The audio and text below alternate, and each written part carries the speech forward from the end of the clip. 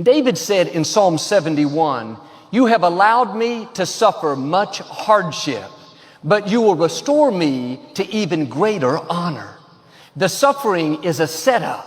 God allowed the difficulty not to make you miserable, but to restore you to greater honor. God never brings you out the same. He makes the enemy pay for bringing the trouble. When you're in difficult times, keep this phrase in your spirit: greater is coming. God didn't bring you this far to leave you. He wouldn't have allowed it if it was going to keep you from your destiny. Just the opposite, it's going to launch you into your destiny. 1 Samuel chapter 30, David and his 600 men had been out protecting the borders of Israel. When they were returning home 3 days later, they noticed smoke billowing in the sky. It looked like it was coming from their city. I can imagine they started walking faster, wondering what was going on. When they arrived home, their worst fears came to pass. The Amalekites had come in and raided their city. They burned down all the homes, kidnapped all their wives and children, and took all of their possessions. Here David was out doing the right thing, and the wrong thing happened. Didn't seem fair. But just because you have trouble doesn't mean you're doing something wrong. Sometimes when you're doing right, you will face difficulties. There are forces trying to keep you from your destiny. David and his men were very discouraged.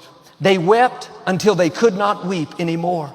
If that wasn't bad enough, David's men were so distraught about losing their wives and children, they talked about stoning David. David could have sat around in self-pity, depressed. Instead, the scripture says David began to encourage himself in the Lord his God. Maybe that's where he wrote, "I will bless the Lord at all times. His praise will continually be in my mouth." Maybe sitting in those ashes, he wrote, "Surely goodness and mercy will follow me all the days of my life." Instead of complaining, he was thanking God that he was still on the throne. And sometimes you won't be able to find anyone else to encourage you. Your friends are busy. Your pastor's on vacation. Your church is closed because of the virus. You can't find me on television. That's God letting you know you have to encourage yourself. You have to dig down deep and say, "I am not going to let this bad break, this disappointment, this injustice steal my joy and sour my life. God, I thank you that you are bigger than this sickness, greater than this depression, more powerful than this opposition. I know you being for me is more than the world being against me." You have to stir up your praise, stir up your faith, start speaking victory over your life. Start thanking God that He's fighting your battles, that this too shall pass, that greater is coming. David prayed and asked if he should go after the enemy. God said in verse 8, "Yes, go after them. You will surely recover everything that was taken from you." You may be in a difficult time. You've lost some things, lost your health, lost your joy, lost your dreams. God is saying, if you'll get your fire back and start moving forward, you will surely recover everything that you've lost. The enemy may be laughing now, but you're going to have the last laugh. God has the final say. He saw the injustice. He saw who did you wrong, what you didn't get, what was taken from you. He's saying, get ready. Everything is coming back. Your health, your children, your finances, your joy, your dreams. Not maybe, not there's a good chance. Surely you will recover everything. David and his men left the camp and headed out. They didn't really know where to go. When it just so happened, they came across a servant of one of the Amalekites. This young man had been sick and not able to travel, so they left him behind. David gave him food and water. He promised that if he would lead them to the Amalekites, he would spare his life. This young man took them right to the enemy's camp. When David showed up, the Amalekites were having a big party, celebrating their victory, dancing, eating, drinking. I've learned sometimes the enemy celebrates too soon. He doesn't realize you were down but not out. You had a setback, but it was really setting you up. He thought because of that disappointment, you would be sour, give up on your dreams.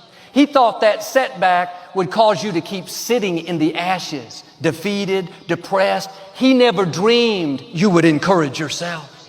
He never dreamed when you got knocked down, you'd get back up again. He never dreamed instead of complaining, you would start praising. He may be celebrating now, but don't worry, your time is coming. Right now, God is arranging things in your favor.